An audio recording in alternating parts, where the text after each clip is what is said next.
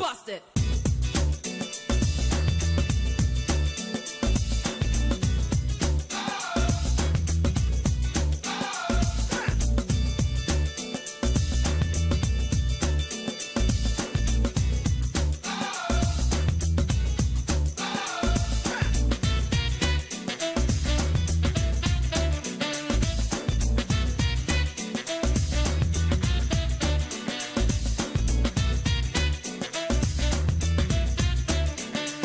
Hello, thanks, and welcome to Political Platform. My name is Amechi Anokwe. June 12th was celebrated yesterday at the State House, Abuja. It was the president apologizing to the families of not just MKO Abiola, but those that lost their dear ones in the series of events that followed that historic election. It appears the president is taking full advantage of the June 12th to score some points, and the opposition is not happy. But I asked, when you had the opportunity, what did you do with it? Politicians will always maximize their profit when the opportunity comes their way.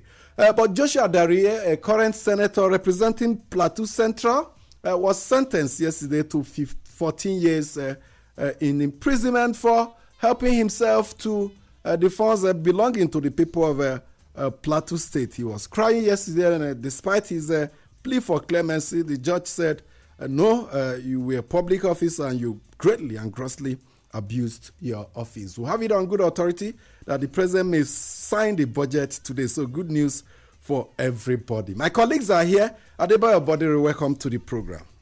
Mish, thank you very much. Yesterday, I was right inside the villa, witnessing from the beginning to the end the investiture of Abiola posthumously and that of Gani Faimi. It was only Babagana Kingibe that was there in person, is still alive. But there are some issues that happened there that I think need to be emphasized. The most emotional speech delivered at that event yesterday by my own assessment is that of Hafsat, the daughter of MKO Abiola, and there were people who actually cried. You know, a lot of people were wiping out tears when the lady was speaking, and her speech was touching, and he even demonstrated how Abiola was preparing how to deliver his inaugural speech. He used to stand before a mirror and used to try and see what he would do. You know, Abiola was a stammerer, for those who know him very well. And he was trying to master speech delivery and all the things like that. But the lady said one thing that I think is also very, very unique. He apologized to Muhammadu Buhari, our president, just as the president apologized to the Abiola family and all those who lost their lives in course of the June 12th struggle. She did not explain in detail the essence of that apology. He also apologized on what MKO did to him. It is on record as a journalist who monitor events going around the country that the principal sponsor of the coup against Buhari was MKO Abiola. And so when the daughter apologized yesterday to Muhammadu Buhari, the message sunk in me. You have it on good authority that he was the principal sponsor? Well, from reports that came out later, the first meeting on how to remove Buhari took place in Abiola's house. Okay. And you will also recall his role in sponsoring some rebellious movements, particularly in Uganda. So it's a good thing that several years after the family came out. The family also came out to apologize to Muhammadu Buhari. One other speech that was also touching yesterday was that of Yoshia Ayu, Third Republic Senate President and later Minister under Obasanjo. He applauded the move by the president, but he said the president, in his new mood of healing old wounds, should stop seeing opposition as enemies, and that he should be very, very careful about people around him that they may actually turn out to be his enemies, not the people in opposition. Okay, Uju Ejeye, welcome to the program. Amechi, what has happened over the June 12 election is what many have described as a master stroke by President Muhammadu Buhari. Like you said, all the others had the opportunity to do something, but did they? No, they didn't. No matter how you look at it, in spite of the criticisms that have trailed the action in some quarters, you cannot rule out the fact that he has scored some appreciable mileage with this singular action. And when he apologized yesterday, I think that was the icing on the cake. And his opponents cannot just wish away such you can't just dismiss it in the polity, because no matter how you look at it, people will certainly be touched. And as for the reference to the coup that removed the current president when he was the military head of state, of course, there are some legislators too who were affected at that time, because there was a parliament and they were sent away. I think that all of the apologies from Hafsat Castello, and that's the daughter of MKO Abiola, and the president, we go a long way in healing old wounds. And I tell you, Nigeria at this point in time, smarting from so much stabs and pains, needs this kind of healing. Shola Jaisimi completes our number. A very, very touching day yesterday. Those of us who also monitored from around here in the station, watched the state television for about 2 hours in the midst of doing some administrative work in the station. It was touching. Nobel laureate Wole Soyinka also mounted the rostrum yesterday, and he threw a challenge to President Buhari. He said, you have divided loyalty. What was he saying? The Nobel laureate was actually referring to the fact that President Buhari will praise Abacha on one hand. Recall that President Buhari then served as the chair of the Petroleum Trust Fund, an ad hoc agency Abacha set up to ensure things were in place, roads, hospitals equipped and all that. But at the same time, you are saying Abiola is somebody you need to honor. Now, what the Nobel laureate was trying to just pinpoint was the fact that, look, Abacha was a key member of the junta that ensured June 12 was truncated, although the responsibility fell on Ibrahim Babangida's table was the one that as the president. Exactly. So, that's what the Nobel laureate was trying to point out, that, look, come clean on all this so that at least the efforts or the moves you're making to make June 12 reality and significant in the lives of Nigerians will be something that doesn't have cosmetic notions around it. There are still many who believe that what happened yesterday had deep political undertones. But looking at it, on the surface, I would agree with the others who say, look, it's a process, like Uju also said, a time to calm frayed nerves. The country has been heated up in the last 3, 4, 5 weeks, or even months. But with what is happening now, people begin to talk to one another and see the elections coming as a time to actually look at the interest of the Nigerian people. There are some takeaways there. Uju was hitting it directly. If you're a politician and if you're in office, take the action.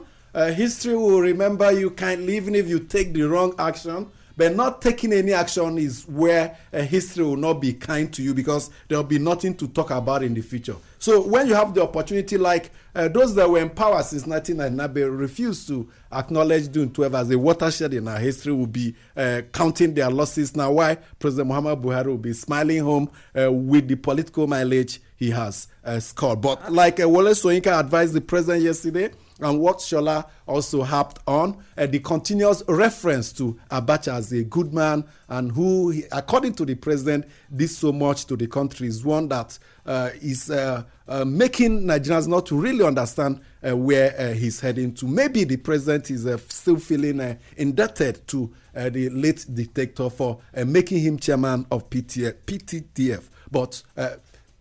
But he should understand that beyond that gratitude, the national sensitivity should be respected, and of course keep away personal relationships away from national issues. Amechi, I think that at this point it is proper, although some persons who were really actively involved were not invited to yesterday's event, but I think it is only proper to remember some of those persons, like Olisa Abakoba, of course, Ayobe, and she was there yesterday. You talk about late Chima Obani and the late lecturer, so many of them, who was at LASU, Dr. Bekor and Somputi, and a whole lot we'll of be others. Talking with they did not labor in vain. Late Polycarp Wite, who spent years in prison. The number God bless all is of so them. many. You can't finish listing them. Actually, yesterday, although there were no agreement, Ayobe said there were 99 people who were directly or badly affected, who either lost their life or in the process. Franco Kuri said put the figure at 89. But whatever way it is, whether it's 89 or 99, is that Nigerians came out, fought for democracy in the process. They lost their life. We'll be speaking with one man who was incarcerated for 4 good years, because of his agitation for the restoration of June 12. Mohammed Adamu, he was a one-time bureau chief of the Concord newspapers in Abuja. Concord newspapers was owned by MKO Abiola then. And these are what we mean when we try to draw the attention of the people and government of Nigeria to the fact that beyond the families of the principal actors, there are so many people that put up a lot of sacrifices for the actualization of June 12. Imagine 4 years in incarceration without access to your family members, your loved ones, is not what you even wish for your enemy. We'll be talking with Mohammed Adamu much later in the program. Thank you so much for remaining with us. Let's start with one development that took place yesterday in the Federal High Court in Abuja. For a long time now, in the recent past, there have been a high incidence of violation of court orders, court judgments by those in power. The number keeps increasing. It was on our sister station AIT on a program that I was speaking with a former chairman of the Labour Party, Dan Nwanyang, when he suggested that the judiciary should save itself and assert its authority by paying back those, especially those in authority, who refuse to take court orders. For instance, he suggested that they should not take any case instituted by any of them and must not give them any form of judgment. Something like that happened yesterday at the Federal High Court, presided over by Justice John Soho.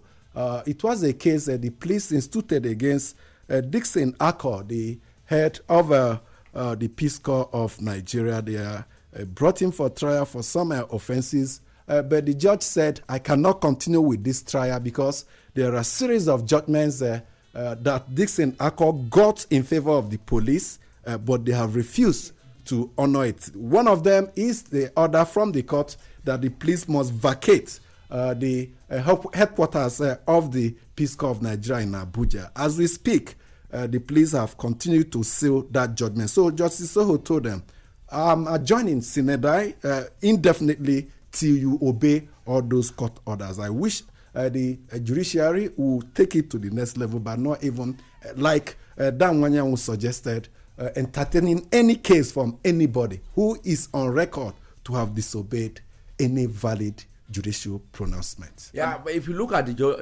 there's one key word in the pronouncement of the judge yesterday. He said the police was a creation of the law and is still a creation of the law, and so they cannot be lawless. I think it's a very, very good message that was sent, very strong. And when like we keep on saying on this program, no matter which way you look at it, even if that judgment does not favor you, no matter how you feel about it, you must first and foremost obey it. Then the next thing you can do, and that is why there are layers in the judiciary. Hierarchy of courts. Then you proceed. If you are not satisfied, then you proceed to the next level. If you are still not satisfied, you go to the Supreme Court, and there is no way, one way or the other, your feeling of injustice, if it does exist, will definitely be addressed at any of these levels of the judiciary. But to just simply ignore it as if institutions are individual above the law, It's first doom. as if It's it's first a doom jungle. for democracy in the country. And that was the point that Femi Falana or SAN raised yesterday at the June 12 event held at the Aso Rock here in Abuja. That look, President Buhari encourage and ensure that the laws of this land are obeyed. Ensure that your appointees and other people in your administration go and enforce court orders, judgments that even though these judgments might not favor your government or your appointees, ensure that these judgments are adhered to by your government. So issues about law enforcement, issues about adherence to the rule of law, issue about obeying court orders are still something the administration needs to work on, in my humble view. And of course, the administration has got the best advice, even by the judge himself. Let's hope that the police authorities will begin to be a shining example of obeying the rule of law in this country. Imagine a situation where every court in Nigeria will refuse to entertain any case from the police. For instance, if they arrest criminals and want to charge them to court, the judiciary will say, no, we're not going to entertain that. We plead with the police authorities, we plead with the government, those in authority, don't turn the nation to a lawless society, obey the laws of our land, like Adeboye Bodiri rightly pointed out. They are creatures of the law, and if they want people to obey them, let them live by example. And the chief enforcer of the law, for that matter. Is unimaginable, happening in a 21st century Nigeria. Simply unimaginable. But let's go back to the issue of June 12th. We told you about the fate of Mohammed Adamu, a journalist, bureau chief of the Concord in Abuja, who was incarcerated for 4 good years. You can imagine being separated from your loved ones, friends, and colleagues for 4 years because you were fighting a just cause. And these are some of the people whose contributions are not recounted and appreciated when the issue of June 12 and story of June 12 is being told. But we'll try as much as possible to remember these patriotic Nigerians who did a lot to enthrone democracy in Nigeria. Thank you so much, Mohammed Adamu, for joining us. Thank you very much. The pleasure is mine. So many years after June 12th, your travels in trying to actualize that mandate. How do you see it in the light of the recognition given to the Abiola family, the recognition of June 12th as Democracy Day, and the apology from the president? Well, you can almost touch the feeling. There's great joy, not just by us who were virtually victims of that era, but the whole nation is delighted. We are in a festive mood. We are happy about what has happened. It's a culmination of about 25 years of struggle. In the last 25 years, we have been at it, prodding each government that came in to do the needful, to finally repose the ghost and the spirit of June 12, and to recognize that on that day, 2 things had happened. A momentous event had taken place, the freest and fairest election that Nigeria has ever known, and then quickly followed with the greatest injustice, namely not just the annulment of that election, but a man who was elected to go to Aso Rock was suddenly put into what I would call Alex Laguma's stone country, sent to jail, and thereafter assassinated, killed. This was the greatest injustice that had ever been done to this country. Do you think all the wrongs have now been righted with the action of the president? Yeah, not all the wrongs have been righted, but it's a great effort. We have to commend Mr. President. He has done, as they say, what Napoleon could not do. What we had always championed was the continuation of the declaration of those results, which were predictive. Everyone knew that MKO had won the election, and to go ahead to pronounce him president-elect, and symbolically too, it's not too difficult. Symbolically, he could still be sworn in, posthumously, that is. And if you let me, the entire period between Shonekan's regime up to the end of Abacha's can also be declared an interregnum, sort of an interregnum. And let Abiola take his place in that period, so that posthumously too, and symbolically, we do not just say the president that never was, but the president that now is, so that he is recognized as having taken his place among the presidents or those that have ruled this country. Yeah, Mohammed, let me seek your opinion. Yourself and Olu Akirile were staff of Concord newspaper. You end up being incarcerated. Exactly. Are you also demanding for apology? Because you are basically doing your job as journalists and as staff of Abiola's own newspaper then. Well, Bodore, I think the apology of the president yesterday suffices. As he said too, the apology was not just to the MKO family. The apology too was for all who had been part of this, who had suffered one indignity or another.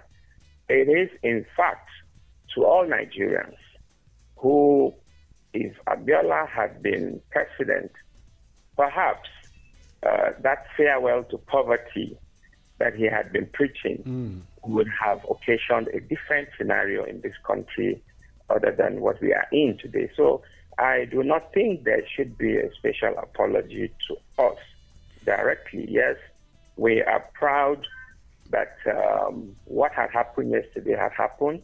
We are proud. We have always been proud of the role that we had played right there when the late MKO himself was alive. It's a privilege that I had the chance to be by his side. And not only to... All right, if you look at what has been happening in the country, particularly in the last 2-3 years, what would you say would be the greatest legacy that the country can tap from the events of the June 12th election? Yes. One, we have returned to the path of a truth. This is more like a mini kind of national reconciliation. You see, June 12 has resurrected to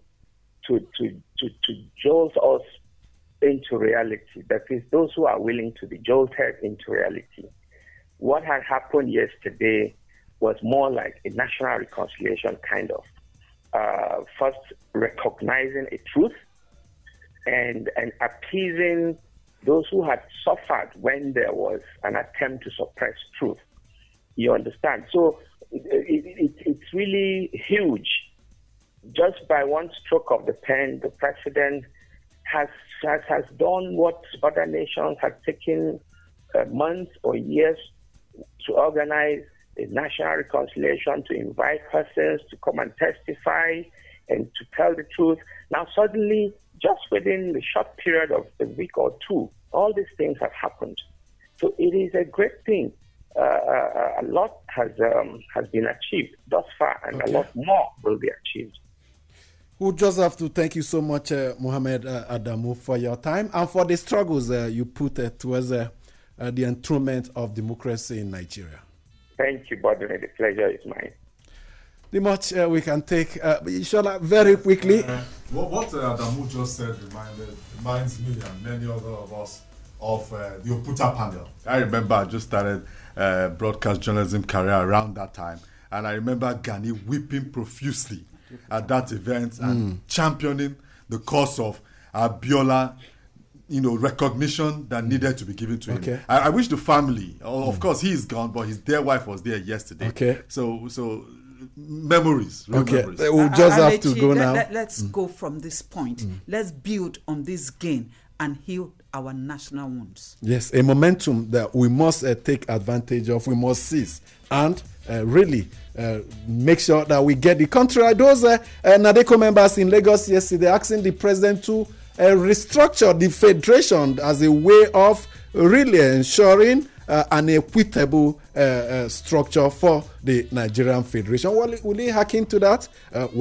Since he's already making concessions, maybe the president may become an advocate of restructuring sooner than we expect. Thank you so much for being part of today's edition. We'll return tomorrow for another edition. On behalf of my colleagues, my name is Amici Anapwe. Enjoy your day. Bust it.